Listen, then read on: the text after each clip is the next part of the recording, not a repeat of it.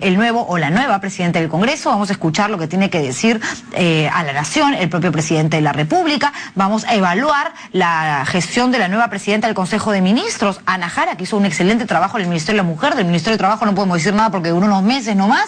Ahora tenemos a Freddy Otárola, que yo mucha fe no le tengo, la verdad, al mando del Ministerio del Trabajo. Y bueno, un montón de movidas, de verdad. Todo el mundo habla de lo mismo, pero hay gente que no entiende ciertas cosas. Así que, ¿qué mejor que hablar de esto y analizar y tratar de comprender aquellas cosas que suelen ser difíciles de reconocer y por lo tanto asimilar, que con el analista político José Echevasco, que es mi segundo invitado esta noche? ¿Cómo estás, José? Gracias por venir. Gracias por la invitación. Buenas noches. José, ¿con qué título resumirías estos 3 años? Si yo te digo, escribe un libro sobre los primeros 3 años de Ollanta, y obviamente lo tienes que titular porque es una obra, una entrega, ¿qué título le pondrías? Incertidumbre total. Creo que hay una incertidumbre total. Desde la elección, desde el cambio de polo, como hiciste referencia, del rojo al blanco, de esa llamada hoja de ruta, hasta la actualidad, ha habido cierta incertidumbre en principio, ¿no? Y esta incertidumbre, si bien es cierto, no se ha notado en el plano económico, pero sí se ha notado en el plano político, y lo vimos ahora. Además de la sensación de que el presidente Ollanta tiene muy buenas intenciones, tiene muchas ganas de hacer las cosas, pero cuando está dispuesto a ejecutar, salir de la teoría para dar ese gran paso que es poner en práctica un proyecto, como que se pierde, se le va el timón. Es que casualmente, yo soy un crítico y soy a la vez soy una persona en la cual siempre establece que para hacer política tienes que formarte para político. Nuestro presidente no se formó para político, nuestro presidente fue formado para ser general. Claro, pero una de las razones, incluso a pesar de que puede ser una desventaja, visto desde tu posición, para mucha gente fue al contrario, un plus, un valor agregado. Que gane un ex militar, va a poner las cosas en orden, él va a mandar y además va a acabar con el principal problema que considera el peruano de a pie que tenemos, el asunto de la inseguridad ciudadana. Sin embargo, en eso estamos peor que antes, y ese macho power que creíamos que iba a gobernar, para muchos no es así necesariamente, sino al contrario, da la imagen como que del presidente pisado por la esposa. Es que casualmente, o sea, el aplicar la autoridad en el plano militar es vertical. En cambio, en el plano político, esa autoridad se diluye para convertirse en un tema de concertación, de opiniones, de fuerzas, de intereses. Y la política te enseña eso, a concertar. La gobernabilidad implica necesariamente, y sobre todo cuando no tienes un elemento principal que es la mayoría parlamentaria absoluta. El gobierno de Humala empezó con una mayoría parcial. De acuerdo. Entonces, ante ello tenía que él tener una actitud de concertador. Y al parecer la práctica no lo ha puesto así, no se ha conseguido esos objetivos, ¿no? Tenemos un gobierno en el cual hay una total inestabilidad e incertidumbre en el plano económico, no hay una articulación de gobierno central con las regiones, ha retrocedido la inversión pública, la inversión privada también, tenemos problemas en el frente externo, la economía ha decrecido en un gran porcentaje, la inseguridad ciudadana es total. Yo he sido víctima de la inseguridad ciudadana, me han robado mano armada la semana pasada. Y Urresti, hablando del tema de la inseguridad ciudadana, que está relacionada directamente claro que sí, a la labor que le corresponde al ministro del Interior. Lo vemos todos los días. Ahora ya no solamente habla del operativo, de la investigación que van a hacer en los penales para determinar junto al INPE quiénes son los que lideran estas bandas de secuestradores, ¿no? Lo vemos hablando acerca de los cambios que tienen que haber en el hospital de la policía, algo que de verdad le competiría de una u otra manera también al Ministerio de Salud, porque hay que poner más consultorios, crear una nueva unidad de cuidados intensivos, no lo sé, pero él se mete en todo, habla hasta del Ministerio de la Mujer, ¿no? Es impresionante. Y hay personas que dicen, qué bacán, por fin tenemos a alguien que tiene las cosas claras. Pero por otro lado, pensar en micro, digamos, tomar las cosas de manera tan puntual en un tema que abarca tantos factores, a la hora de la hora no soluciona nada, ¿no? Claro, es que son actitudes de corto plazo, ¿no? Pero no ven largo... ¿Populistas dirías tú? Yo diría efectistas y populistas, también porque la gente necesita un líder. Un Batman, es que el Batman, claro, el Batman. Necesitamos un líder, le llamamos al superhéroe, ¿no? Porque no tenemos las personas, y sobre todo aterrizando un poco al discurso presidencial, ese discurso tiene que ser dirigido en cosas tangibles, que la gente note y sienta y palpe, ¿no? A la persona que le roban su celular en un pueblo joven, que es muy útil. Entonces, ¿qué pasa? La inseguridad es un tema vital, diría yo, que tiene que tener este discurso. Un discurso que no tiene que estar ligado a grandes pensamientos, a grandes conceptualizaciones, pero sí que tiene que aterrizar.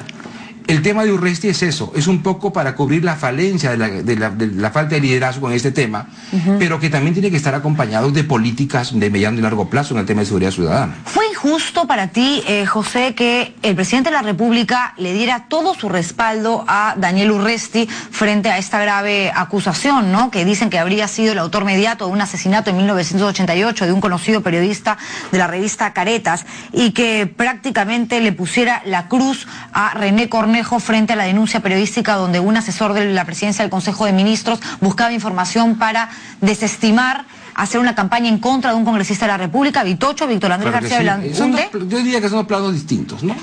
El ministro del Interior ingresa en un momento en el cual la seguridad es un tema de agenda en todas las personas, a comparación de nuestro primer ministro, que tuvo que renunciar por producto, al parecer era un detonante el tema de la denuncia periodística del domingo pasado. Bueno, pero esa renuncia fue una invitación a que se vaya.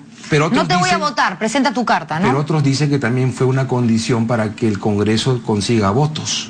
Claro, como un trueque, también se habla de eso, es verdad. Hay una serie de especulaciones allí. Sí, claro. Sin embargo, estos planos son distintos. Ahora, si Urresti tiene un tema del pasado y que tiene que terminar de juzgarse, creo que sí, él merece toda la oportunidad para que el debido proceso se realice y él sea declarado culpable o inocente. Y mientras tanto, pues que siga continuando, que siga haciendo su trabajo, ¿no? Pero ¿por qué renunciar a René Cornejo si supuestamente no tenía nada que hacer? Y lo que se vio en ese video era una actitud propia de las intenciones individuales de su asesor.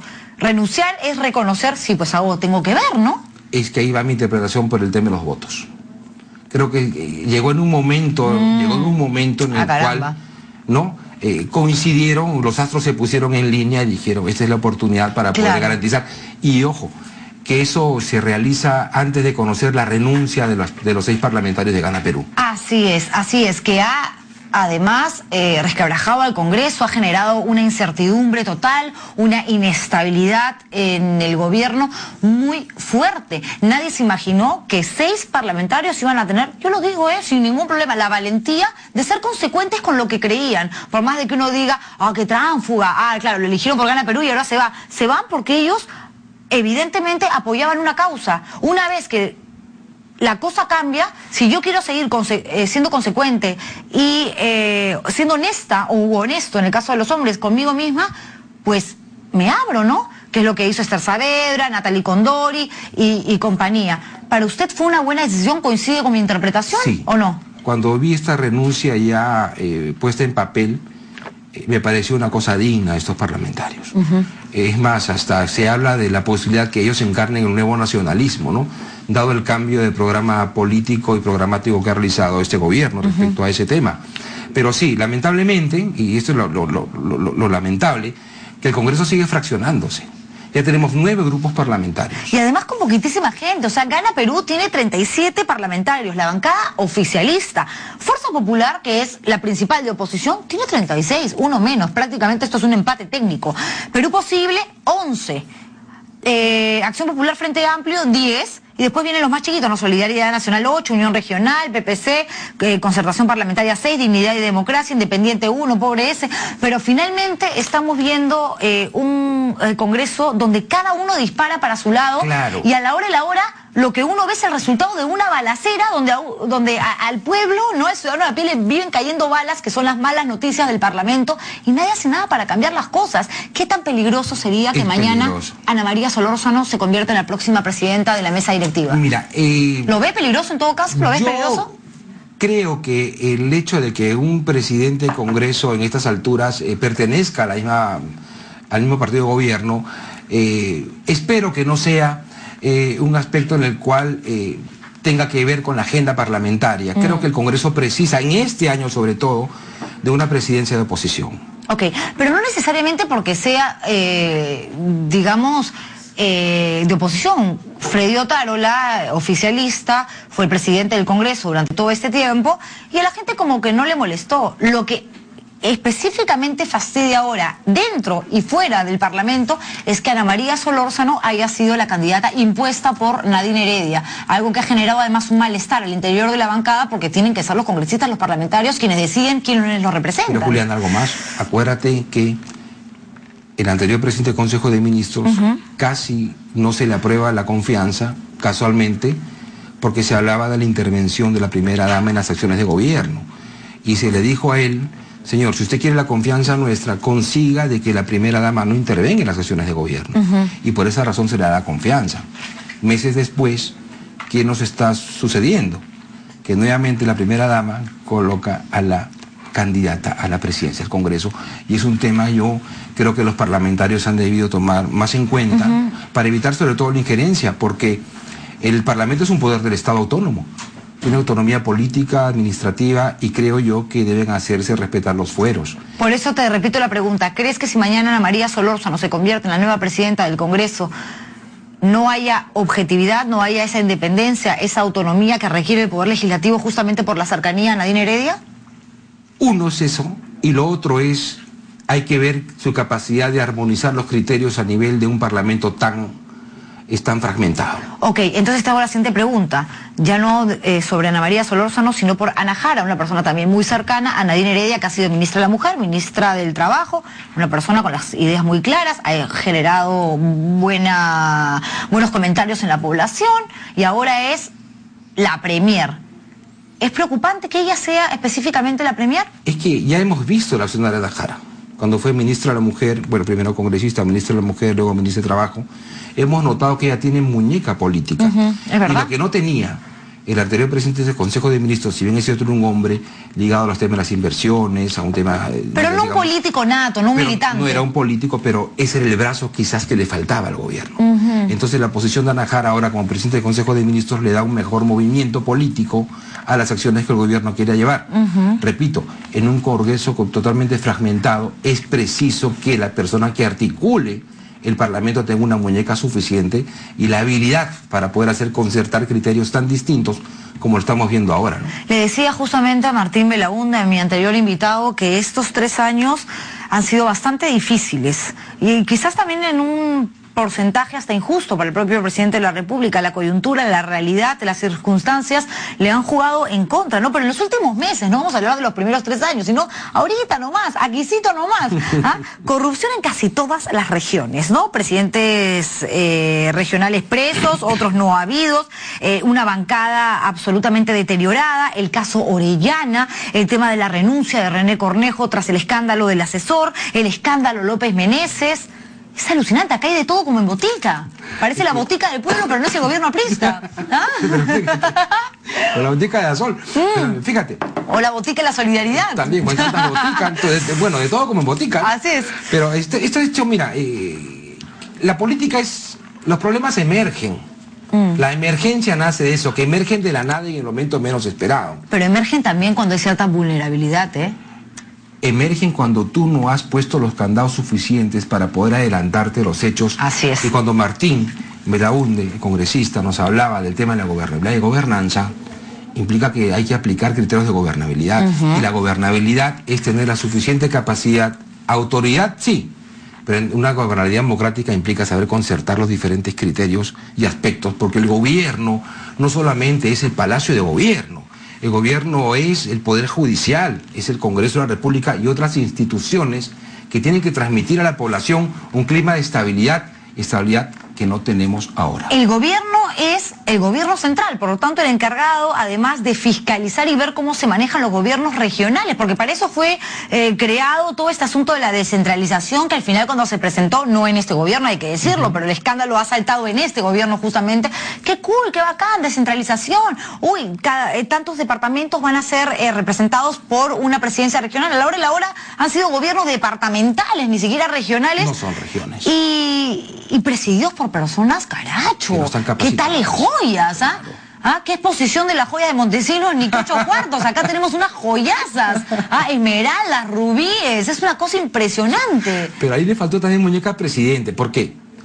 Muchas de las inversiones en el Perú no se han realizado en las regiones casualmente por trabas de carácter burocrático. Entonces hay que buscar el mecanismo que articule el gobierno central con los gobiernos regionales. Pero eso no pasa, en la práctica eso es una utopía a esas alturas del partido. Pero tiene que pasar. ¿Pero cuándo? Pero eso también depende, Juliana, de la calidad de lo que nos ofertan los partidos políticos para elegir. ¿Tú crees que de repente si la imagen del gobierno central fuera mucho más fuerte, más consolidada, más la imagen del cuco, el presidente regional chorizo, que le gusta meter mano, no la pensaría 2 o 3 veces claro antes de quedarse con la plata, que es un bien público, claro para beneficiarse en una buena en una licitación? Porque además la mayoría de los delitos tiene que ver con eso, con colusión agravada, asociación ilícita para delinquir y demás. Pero tenemos que modificar el mecanismo del tema de las inversiones. A ver, ¿qué pasa si un gobierno regional que maneja ahorita la plata le dice, por ejemplo, a las empresas del Cano: minera, no me des dinero, esta es la obra que yo quiero, un estadio, una carretera,